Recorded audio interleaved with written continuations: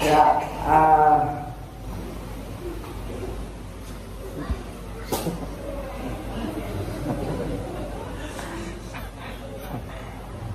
ya, ini yang pertama kali ya dari jumpa Ustaz. Pertama kali atau dua kali? Pertama kali. Ini kelas berapa? 1, 2, 3 ya. 1, 2, 3. Gede-gede ya. Kelas 1 mana? Coba katakan kelas 1. Oh iya, gede, Masya Allah. Kelas 2? Oh iya. Kelas 3 belakang. Masya Allah. Jadi udah gede-gede, udah paham kan? Kalau udah dari ceramah udah paham belum? Enggak? Paham? Hah? Ada paham ya? Kalau dari ceramah suka dengerin ceramah nggak di rumah sama ibu sama ayah? Oh, tapi kita akan membahas Sirah Nabawiyah. Sirah Nabawiyah adalah sejarah sejarah Nabi. Nabi mempunyai sejarah yang lengkap. Lengkap artinya sempurna. Dari sejak lahir, bahkan sebelum lahir. Ada nggak seseorang punya sejarah sebelum lahir? Ada nggak? Nggak ada kecuali Nabi Muhammad SAW. Masa sebelum lahir punya sejarah? Ya, biasanya sejarah itu ditulis setelah lahir. Tapi Nabi Muhammad Sallallahu Alaihi Wasallam punya sejarah sebelum lahir. Ya, di Quran dijelaskan dalam beberapa ayat. Ya, Muhammad, yaitu ismuhu Ahmad, namanya Ahmad di Taurat, Injil. Taurat kitab yang diturunkan kepada Nabi siapa yang Taurat? Saudara tahu? Ya, Nabi Musa. Masya Allah. Zabur kepada Nabi siapa? Daud alaihissalam. Masya Allah. Kalau mencatat nama yang dua. Injil kepada Nabi siapa? Kelas 3. Ini kelas 1 kan? Oh, ini kelas 1. Kelas 2. Ini kelas 1 ya? Oh, kelas 1 yang jawab. Masya Allah. Berarti kelas 2, kelas 3 lebih. Injil coba pada Nabi siapa? Nabi Isa alaihissalam. Ya, Masya Allah. Nama kamu siapa? Hah? Namanya lupa. Vivi. Pak Oke. Good, Vivi. Good job. Oke. Nabi Isa alaihissalam dalam Injilnya dikatakan, ya, dan Al-Quran menjelaskan bahwa Muhammadur Rasulullah. Muhammad itu utusan Allah. Jadi ditulis oleh Allah sebelum Nabi Muhammad lahir di Taurat dan Injil. Namanya ada di kitab-kitab. Bahkan ada ulama menyelidiki nama Nabi Muhammad di kitab Weda, kitab-kitab kuno agama Buddha, Hindu dan lain-lain. Itu Nabi kita Muhammad SAW. Sebelum lahir sudah ditulis. Artinya kalau setelah lahir pasti akan ditulis. Dan alhamdulillah lengkap tulisan tentang beliau dan dipelajari oleh seluruh manusia, Islam dan non-Islam. Orang masih kafir tapi belajar tentang Nabi Muhammad SAW. Ini kelebihan Nabi kita dan akan terus dipelajari berjilid-jilid kitab itu. Alhamdulillah kita sudah baca kitab sirah ini sudah sampai halaman 94. Alhamdulillah bertepatan ya adik-adik, alhamdulillah ini bukan kebetulan, bukan, semua sudah ditakdirkan oleh Allah. Tahu nggak takdir? Takdir itu ketetapan. Bahkan telah ditetapkan 50.000 sebelum kejadian langit dan bumi. Sebelum kejadian langit dan bumi 50.000 tahun sebelum penciptaan kita sudah ditetapkan. Pada saat ini kita berjumpa. Ada yang berjumpa sama Ustaz ini dan membahas sirah nabawiyah tentang akhlak Nabi Muhammad Sallallahu Alaihi Wasallam dan membahas salah satu akhlaknya yang Allah takdirkan ini, yaitu kasih sayang Rasulullah Sallallahu Alaihi Wasallam terhadap para wanita dan pesertanya para wanita nih, ya. Ada ini, ya, jadi itu takdir tuh hari Jumat. Apa? Saya bacakannya. Ini berurutan dan namanya tepat nih. Rasulullah SAW sangat memperhatikan perkara wanita. Di antaranya beliau SAW memotivasi kaum muslimin untuk menjaga para anak wanita dan berbuat baik kepadanya. Rasulullah SAW bersabda, ya, "Manirtuliya minal banati bisyai wa ahsana ilaihinna kunna lahu sitran minan nar." Tuh, ini ucapan Rasulullah SAW. Apa artinya? Barang siapa yang diuji dengan sesuatu dari anak-anak, ya, dari anak-anak wanitanya, lalu ia berbuat baik kepada mereka, maka mereka akan menjadi penghalang baginya dari api neraka. Jadi adik-adik ini menjadi penghalang api neraka buat ibu dan ayah. Ayah ibu yang seharusnya masuk api neraka karena adik-adik anak wanita ini bisa menjaga adik. Ya, adik-adik dengan beradanya adik-adik ini bisa menjaga ayah ibu dari api neraka. Ya, adik-adik bersyukur juga anak wanita. Ya, beda zaman jahiliyah dulu. Kalau punya anak wanita mereka masak bukannya sembrut, ayahnya sembrut, lalu dibuang, dibunuh, dikubur hidup-hidup, dituntun, dibawa ke lapangan, ke padang pasir, gali lubang, lalu anak wanitanya didorong masuk lalu dikubur. Kalau mereka punya anak wanita, mereka benci. Ada anak wanita lalu dibunuh, disembunyikan, dipakai laki-laki, tapi lama-lama ketahuan juga kan. Gitu. Tapi Islam tidak. Islam memuliakan anak-anak wanita. Rasulullah SAW juga memberikan wasiat kepada para laki untuk berlaku baik kepada wanita. Nah, karena Allah menjaga kaum wanita untuk dimuliakan, dengan dimuliakan, dihargai, maka Allah perintahkan Rasulnya untuk menghormati kaum wanita.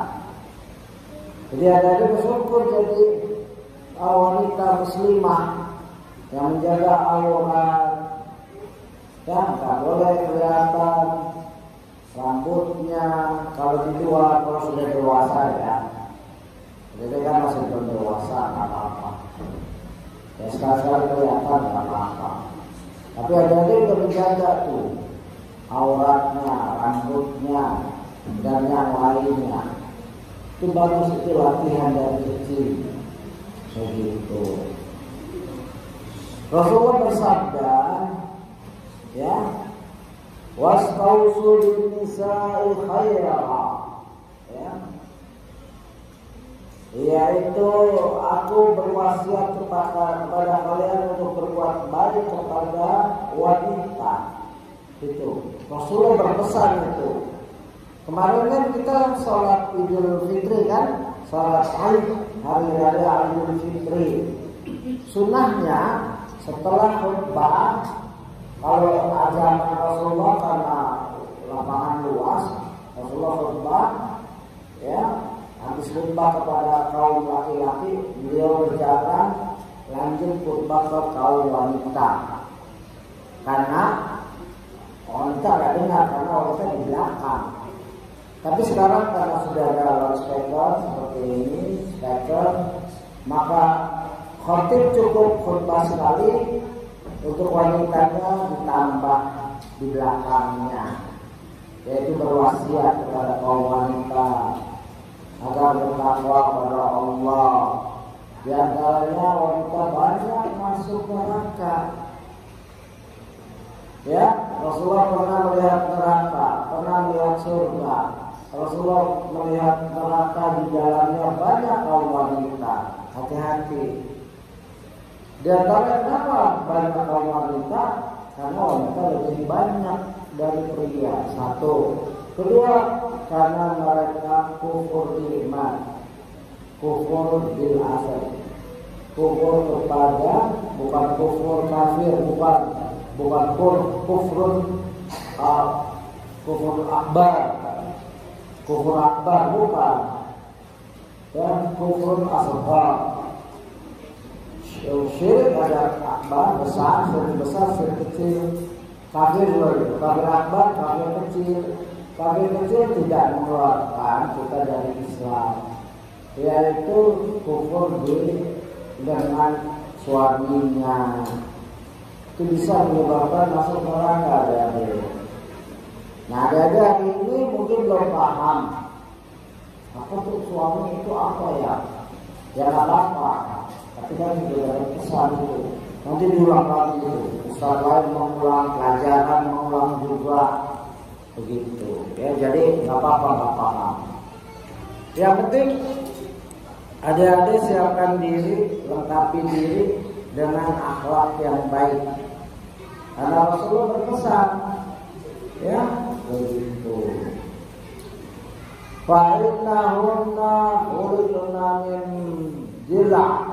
Ya, berbuat baiklah. Ya, Rasulullah berwasiat, berbuat baiklah kepada wanita, karena sungguhnya mereka diciptakan dari tulang rusuk. Ya, begitu. Adik-adik, awal Adam diciptakan Allah melalui diciptakan dari tanah oleh tangannya Allah. Allah punya tangan, ya. Nggak usah ada dipikirin. Dan tangannya tidak sama dengan tangan makhluk, ya kan? Makanya nggak usah pikir kalau Allah punya tangan, nggak usah mikirin tangannya makhluk. Tangannya makhluk, laisa kamitslihi syai'un. Allah tidak serupa dengan sesuatu pun. Kita aja tangannya beda sama monyet, ya kan? Kan kita sesama makhluk. Monyet punya tangan, manusia punya tangan. Orang hutan punya tangan nggak? Punya. Kita punya tangan. Apalagi yang punya tangan? Hewan. Hah? Kucing. Kucing punya tangan katanya. Ya mungkin yang depan itu, ya. Yang jelas sesama makhluk saja beda. Kok kita menyamakan kita dengan Allah? Ya, begitu. Jadi Allah ciptakan Adam dengan tangannya, melalui tanah, yaitu dengan tanah. Ciptakan kita ada dari tanah. Lalu diciptakan Hawa, wanita, istrinya dari tulang rusuk. Ada jadi istrinya. untuk berteman, untuk menemani Adam alaihissalam di jannah. Adik-adik ini turunan wanita dari tulang rusuk, bukan adik-adik dari tulang rusuk, tapi nenek moyang kita, ya, wanita dari tulang rusuk. Ini hadis, ya, begitu. Dan sesuatu yang paling bengkok yang terdapat pada tulang rusuk adalah bagian yang paling atas. Ini nih. Coba kalau ada yang belajar biologi nanti lihat kerangka manusia. Kalau di sini ada renggang, terus ke atas tuh paling bengkok ya. Ini nih, melengkung gini. Ya, pegang aja coba. Ini. Adik-adik yang wanita nenek moyangnya diciptakan dari tulang rusuk yang paling atas, paling bengkok, begitu. Jika kamu berusaha meluruskannya, niscaya kamu akan mematahkannya. Ini nasihat Nabi kepada sahabat, kepada kita semua, seluruh manusia. Jika maksain diluruskan tulang ini, kalau diluruskan dengan keras patah. Ya, wanita itu nggak boleh dikerasin, maksudnya dikasarin kalau ngasih nasihat. Dipaksa nggak boleh dia nggak mau, berontak dia, ya begitu. Namun jika kamu membiarkannya, maka ia pun akan selalu dalam keadaan bengkok.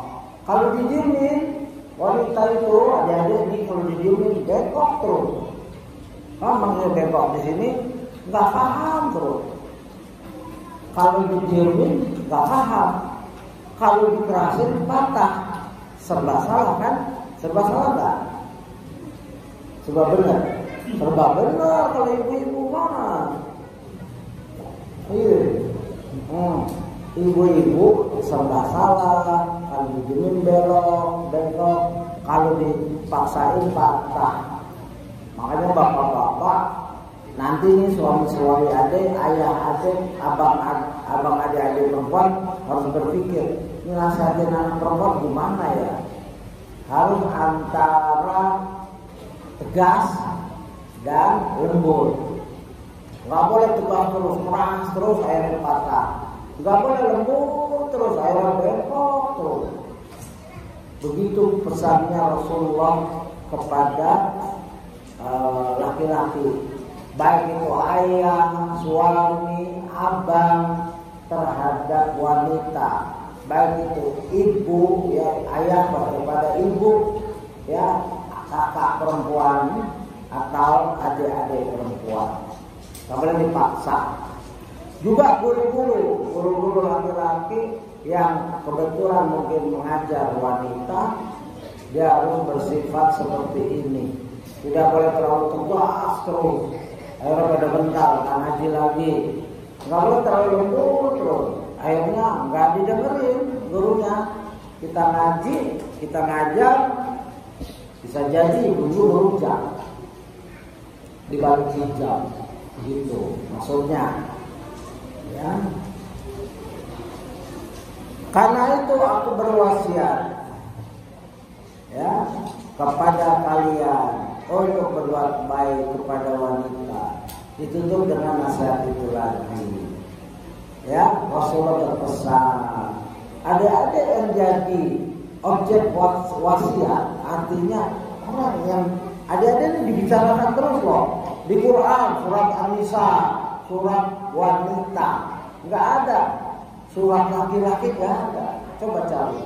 Surat An-Nisa, surat berapa ada? Yang keberapa? Yang keempat, ya kan? Nggak ada surat laki-laki. Rijal, nggak ada.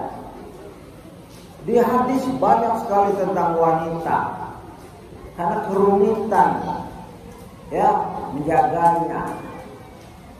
Begitu. Dan dia objek yang dipimpin. Ya, seorang laki-laki ditanya tentang kepemimpinannya. Makanya adik-adik harus memudahkan, ya, memudahkan ayah, abang adik-adik, ya. Kalau ada punya abang, mudahkan dia, ya, jangan disusahkan, ya, ayah ibu, ya, begitu. Ini sifat kasih sayang Nabi SAW.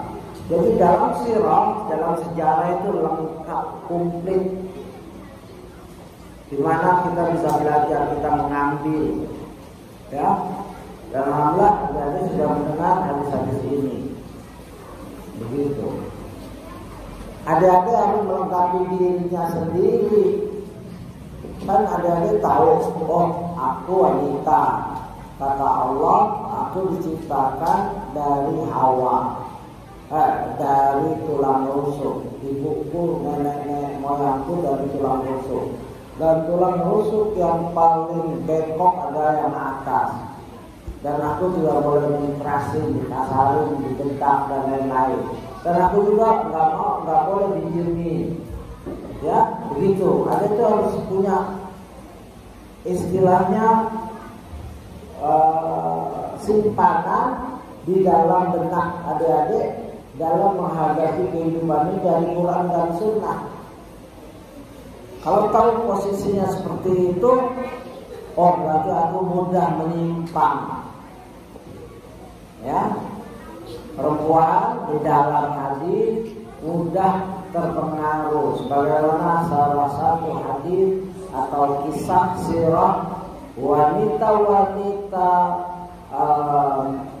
Mekah terpengaruh dengan wanita-wanita Madinah, sama-sama Muslim.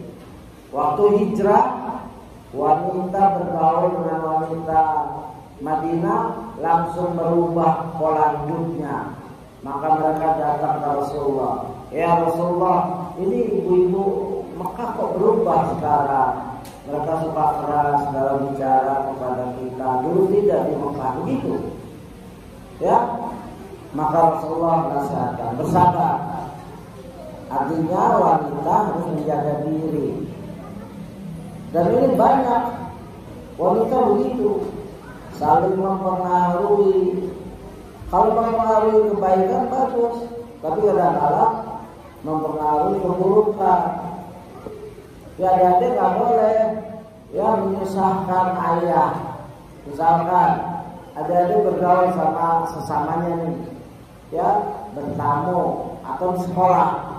Ayah, di sekolahku temanku kok beli bajunya yang harga segini waktu lebaran, kok aku cuma harga segini. Nah itu nggak boleh adik-adik.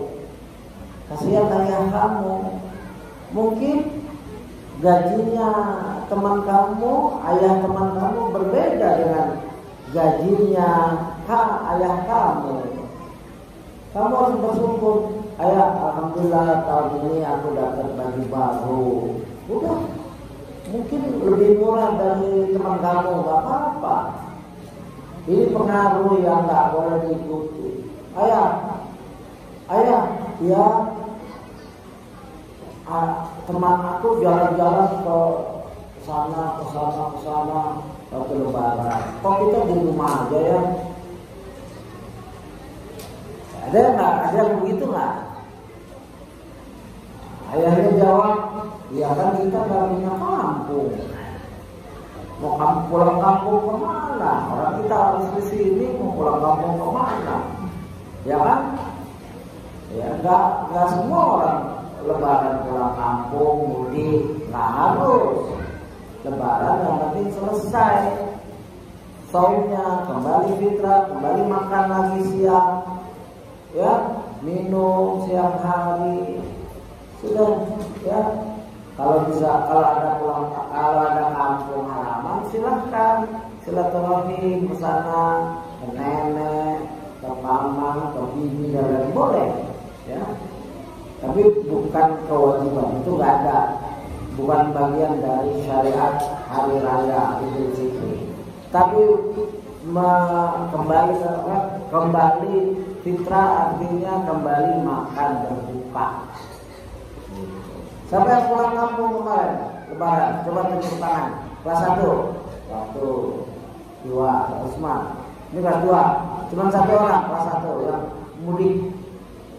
Oh 1, paham mudik ya? 1, 2, 3, 4, 5, bagus. Kelas 2 yang mudik lebaran kemarin. 1, 2, 3, 4, ya betul. Kelas 3 juga ada yang mudik nggak? 1, 2, 3, 4, alhamdulillah banyak, bagus. Boleh kalau ada kampung boleh pulang mudik. Kalau nggak apa-apa, nggak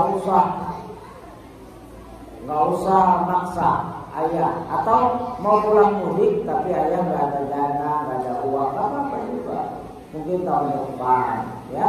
Atau sakit, ibunya sakit, baru melahirkan, ibunya adik kecil, ya itu bukan wajib. Ya. Jadi yang penting adik-adik perempuan ini kelas 1, kelas 2, kelas 3 harus, walaupun belum paham mungkin, kamu harus menjadi wanita solehah sesuai dengan petunjuk Nabi. Ya, Nabi telah mengajarkan seluruh aspek kehidupan, akhlak. Ya, diantara ini. Dan nggak boleh seseorang, ya, kalau untuk orang laki nggak boleh seorang itu malu punya anak wanita sebagaimana jahiliyah. Ya, kalau menjaganya gimana? Menjaga adik-adik wanita dan adik-adik laki-laki sama, ya, semua anak sama. Ada potensi berbuat baik, ada potensi berbuat buruk. Ya, adik-adik memang harus dijaga. Makanya adik-adik, ya, adik-adik wanita cari teman yang baik di rumah. Kalau di sekolah kan alhamdulillah baik semua. Ya, kalau di luar sekolah harus pandai memilih. Ya, begitu. Kalau ada teman yang suka ngegosip, tahu gosip? Tahu ya, gibah, tahu gibah? Nah, tinggalin. Ada yang suka gibah nggak di sini? Nggak ada kan? Iya, nggak ada. Ngapain gibah? Gibah artinya ngomongin kejelekan wanita lain. Ya, misalkan adik A bertemu adik B, bicarakan adik C, AB bicarakan C. C-nya nggak ada di situ, ya. AB bicara, C itu kok bajunya itu saja ya, C itu kok yang jelek-jelek saja, itu nggak boleh, haram. Seperti memakan bangkai manusia, seperti makan daging manusia, ya, mengunyah. Nah, ini kebiasaan semua orang, bukan wanita doang. Tapi Al-Quran mencontohkan kebanyakan wanita yang punya sifat ini. Ya, misalkan ada di bulan Ramadan, ada orang istilah punya apa itu menunggu buka puasa, apa namanya? Ngabuburit, ya. Ngabuburit, beli kolak. Ibu mau nyiapin buka puasa suaminya, beli kolak. Kebetulan yang jual kolak teman dekatnya. 10 menit lagi ingin buka puasa, lalu belilah ibu ini kolak. Begitu beli, ya, mungkin 20 menit lagi buka puasa. Begitu beli, bukan beli barangnya ini berapa, harga berapa, tapi bicarakan orang lain. Tapi dengar nggak cerita ini? Oh iya dengar, gua begitu, memburuk-burukkan, itu nggak boleh. Kalau ketemu ibu-ibu kayak gitu, adik-adik harus menghindar. Maaf bu, saya sibuk nih, mau suami nanti marah nih, kolaknya belum ada nih, gitu. Tinggalin, buru-buru, jangan didengerin. Ya, nggak tutup kuping. Kalau berani tutup kuping, ya tutup kuping bagus. Tapi mungkin tersinggung kan. bilang mabuk, saya nggak ada waktu nih, mau ini suami nanti marah, anak marahin, saya harus nyiapin kolak begitu ya. Ada gitu. Pokoknya siapa saja, ada mulai dari kecil, itu kebiasaan biasa dari kecil. Nggak pernah dididik, nggak pernah dapat nasihat, nggak pernah dapat ceramah, asyik jadi makanan kayak makan permen. Padahal itu bangkai manusia, daging manusia. Tapi karena keseringan jadi nikmat. Pertama jijik, ini apa nih? Oh ini bangkai manusia. Ghibah itu makan bangkai manusia. Tapi karena keseringan jadi kayak permen manis. Itulah maksiat. Pembunuh pertama takut dia, gemeteran waktu membunuh. Tapi kalau sudah kedua, ketiga, makanya ada hadis orang sudah membunuh 99 orang. Lalu dia datang kepada pendeta, bukan ahli ilmu, tapi ahli ibadah. Lalu ditanya, adakah bagiku pintu bertobat? Kata pendeta ini yang bukan ahli ilmu bilang, oh tidak, kamu udah membunuh 99. Geram ini pembunuh yang sudah 99 dibunuh. Pendeta tersebut jadi 100. Tenang dia bunuh, karena sudah biasa bunuh. Ya, kakak punya Ustaz pernah jumpa seseorang yang sudah masuk penjara dan diceritakan oleh Ustaz Abdurrahman Ayyub rahimahullah. Kita pernah jumpa orangnya. Dia membunuh, dia bekas preman, taubat, ya, lalu ngaji, tapi masih kampuhan. Dia ngutang nggak bayar-bayar, ditagih, akhirnya kesel. Itu yang orang utangnya dibunuh pelan-pelan, ditusuk. Begitu maksiat tuh. Kalau aku sudah keseringan seperti asyik, enak, lezat. Begitulah sifat maksiat. Setan juga begitu. Kalau ada dari kecil sudah biasa gibah temannya di kelas, di sekolah, hati-hati. Jadi gibah itu kebiasaan hidupnya. Pas sudah nenek-nenek juga nanti menggibahi orang. Ya. Iya, padahal udah nenek-nenek dia lagi masuk kubur. Seharusnya dia zikir ya, fasabbih bihamdi wastaghfir innahu kana tawwaba. Rasulullah pada saat wafat, mendekati wafat, bertasbih ya, bertahmid, tasbih subhanallah, alhamdulillah, beristighfar, astagfirullah wa atubu ilaih, astagfirullah wa atubu ilaih. Itu 3 kata ini mendekati. Seperti Ustaz nih udah tua nih, kata-kata ini harus banyak. Subhanallah, alhamdulillah, astagfirullah wa atubu ilaih. Ya, itu bukan ngomongin fulan A, B, C, ya. Tapi boleh jadi kita umurnya nggak tua, ada anak-anak kecil udah meninggal, ada baru balik meninggal. Ya lebih baik kita siapkan dari kecil. Subhanallah, alhamdulillah, astagfirullah, wa atubu ilaih. Itu 3. Ya begitu adik-adik. Terutama wanita itu dijaga mulutnya. Jangan menyakiti teman orang tuanya. Jangan menyakiti suami. Ya. Gitu.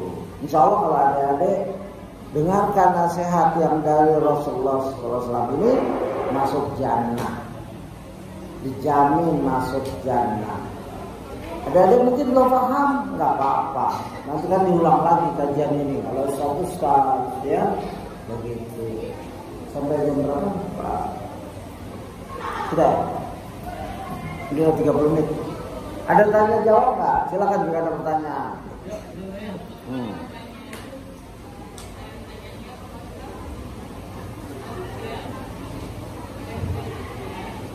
Dua yang tanya. Tambah gerak ya.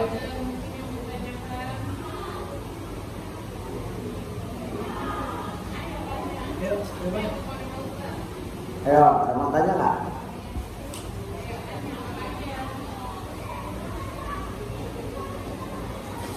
Paham nggak apa yang Ustaz bicarakan? Ada yang bisa ulang sedikit aja.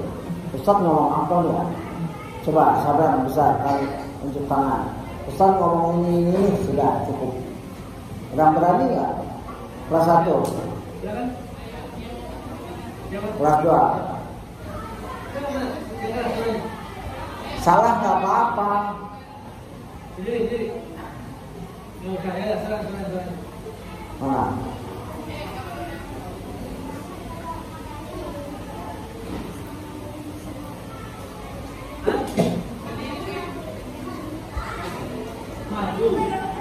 Madu menyembuhkan penyakit. Oh iya. Ini ada pertanyaan, apakah benar madu terus menyembuhkan penyakit? Ya, pertama kita harus lihat hadisnya. Memang ada hadis ya, al-asal madu itu ya ada ya sebagai obat. Sebagaimana ada satu hadis seorang mengeluhkan ke Rasulullah, ya Allah, ya Rasulullah, aku sakit perut, minumlah madu. Dia minum, masih sakit. Ya, lalu minum lagi madu, masih sakit. Lalu minum lagi madu, masih sakit. Ya, lalu Rasulullah menyatakan, ya, kata batnuk, yang mendustakan itu perutmu. Belum tentu jadi madu itu cocok untuk seseorang. Ya, yang salah perutnya sudah nggak bisa diperbaiki dengan madu.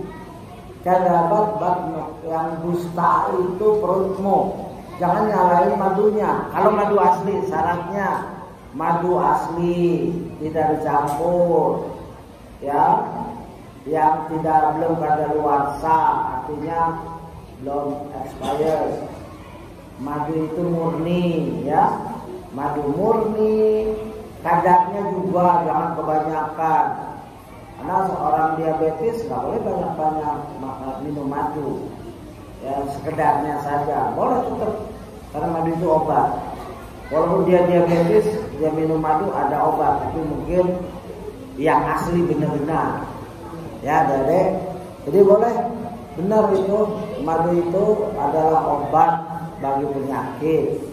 Tapi tidak semua penyakit bisa diobatkan. Sebagaimana seorang yang ngeluh ke Rasulullah, sakit perut, disuruh minum madu tapi masih sakit, maka perutnya yang bermasalah, bukan madunya, begitu. Dan ada orang yang minum madu tambah sakit karena madunya yang palsu.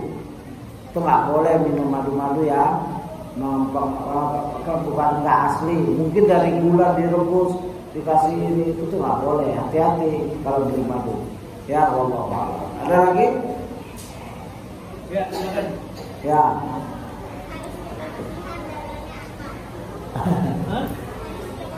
Hadis kebersihan ya,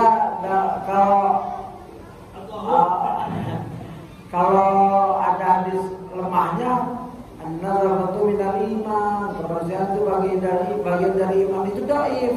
Yang benar adalah tahuru minal iman, kesucian itu bagian dari iman. Ya, tahur bersih.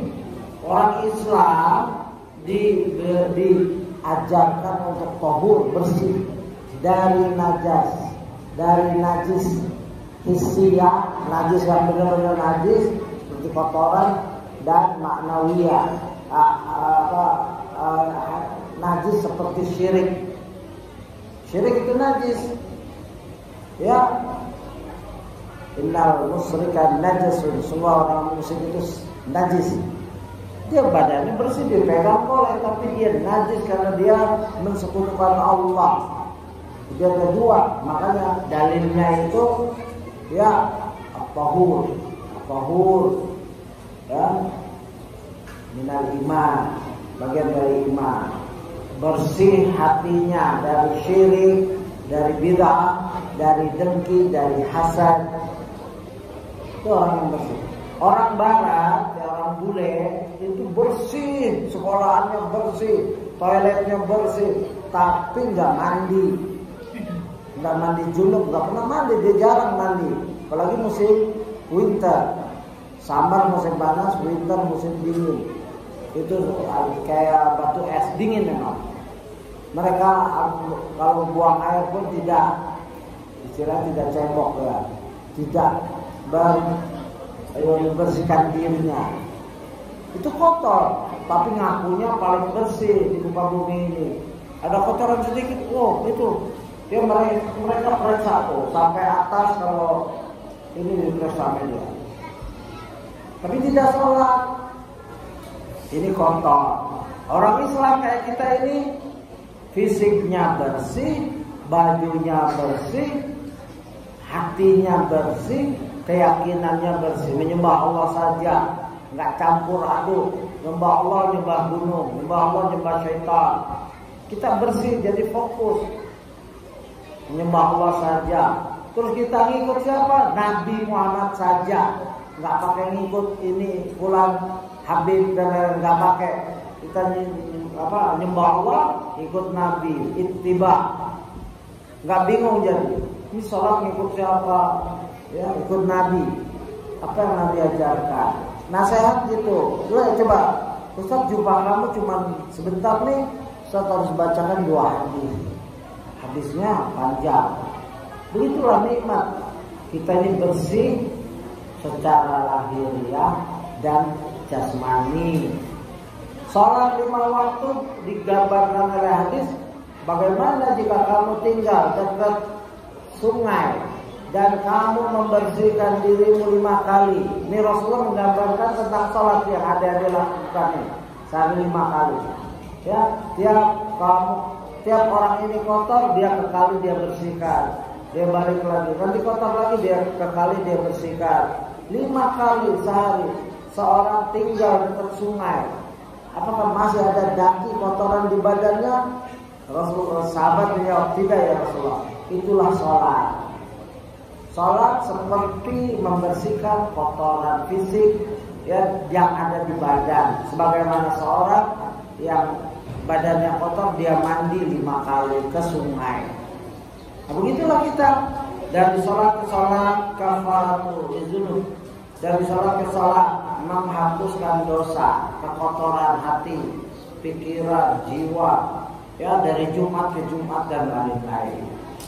Jadi adik-adik pertanyaan bagus. Ya, dalil di mana kebersihan, kesucian bagian dari iman. Kesucian yang paling utama adalah kesucian akidah, kita tidak syirik, ya. Karena kesyirikan itu najis, yang paling najis, ya. Dan Allah paling benci. Dan ittiba ala sunnah, ya, bukan bid'ah. Bid'ah itu mengada-ngada, sesuatu yang Rasulullah ajarkan kita kerjakan. Kita bilang ini dari Rasulullah. Ada ini mulai memahami ke sana arah kajiannya. Walaupun belum paham, nggak apa-apa. Demikian. Ada lagi yang lain?